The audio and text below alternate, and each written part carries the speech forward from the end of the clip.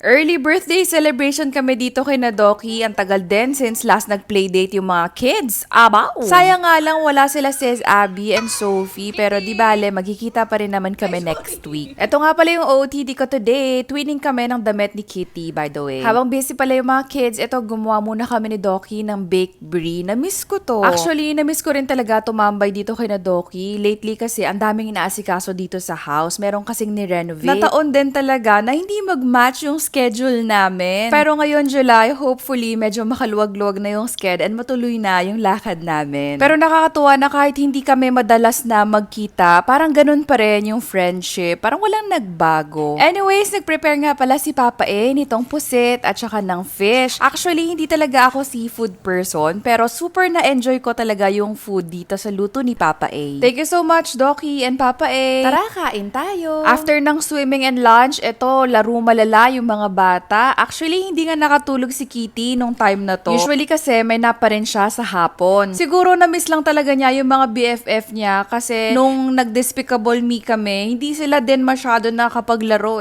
kasi busy rin manood lahat. Next episode, unbox natin yung birthday gift nila Doki and the twins para kay Kitty. Happy birthday to you.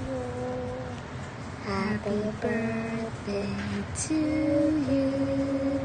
Happy birthday, happy birthday. Happy birthday to you. Happy na birthday mo pa. Ang galing nito guys, ito yung una-una naming sinulatan. After mga 2 minutes, ayan, almost burado na siya kasi automatic siyang nabubura. Kaya hindi nyo na kailangan i-erase yung page after pag-practicean magsulat ng mga bata. 74 pesos, may 4 ka na na book. Kasama sa set is itong pen na pangsulat and meron na rin siya kasamang refill. After almost 3 minutes, ayan na siya. Halos wala na siya. Ang galing.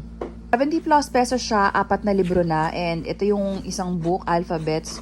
Meron din siyang mga fruits sa kabilang side, at saka animals, and ayan, vehicles, marami pang iba-ibang categories. Meron ding numbers, ayan. Ayan. Ayan. May mga activities, always merong activity doon sa may kabilang side. Hindi lang siya all writing, ayan, may mga matching game rin. Yung isang book, mas advance siya ng konti kasi plus and minus. Ayan. Ito naman yung book na pinaka pang beginner kasi puro mga lines siya. So again, aside sa lines, yan, meron pang ibang mga activities sa kabilang side. Sulit na sulit guys para sa 70 plus pesos. Yan, yellow basket na lamang. Abaw.